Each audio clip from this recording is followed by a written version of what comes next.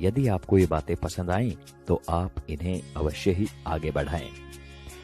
आपके 1 या 2 बच्चे हैं और कभी कभार आप उनकी शरारतों पर झल्लाकर उन पर हाथ उठा देते हैं, तो जरा सोचिएगा कि एक शिक्षक इतने सारे बच्चों को कैसे संभालता है। आप खुद टीवी या मोबाइल में व्यस्त हैं, आपका बच्चा आपके पास आता है, आप उस अधखिले फूल को झिड़क देते हैं, जाओ भागो पढ़ाई करो। जरा मन को शांत करके विचारिएगा कि एक शिक्षक किस तरह अलग अलग बुद्धि वाले और अलग अलग अभिरुचि वाले बच्चों को 45 मिनट तक एक सूत्र में बांध के रखता है अपनी कक्षा में। आपका बच्चा दिन भर गेम खेलता है, घर पर पढ़ता नहीं है, इसकी भी शिकायत आप शिक्षक से करते हैं। क्या करें, हमारा मुन्ना तो हमारी बात ही नहीं सुनता, जरा डराइए इसे।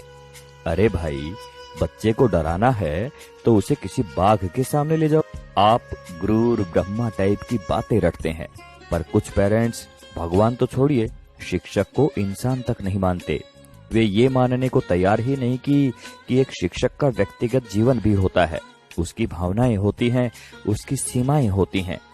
अन्य विभागों के कर्मचारियों की तरह शिक्षक सिर्फ एक वेतनभोगी ही नहीं होता, इसमें सिर्फ सेवा का आदान प्रदान ही नहीं होता, बल्कि छात्र शिक्षक के बीच तमाम मानवीय मूल्यों का भी आदान प्रदान होता है।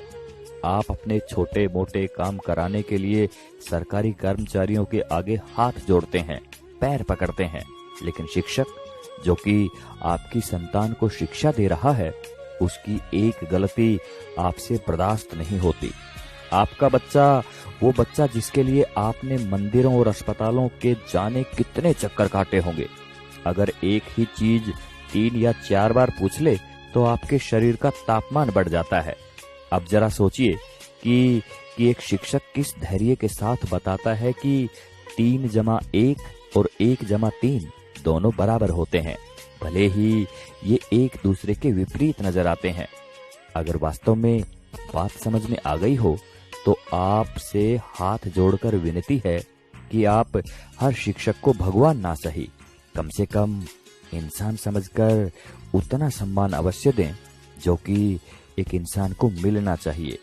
सभी शिक्षक बंधुओं को समर्पित एवं सभी सम्मानित अभिभावकों को चिंतन करने हेतु प्रेषित है ये बात। आप सभी का शुक्रिया। नमस्कार। जय हिंद।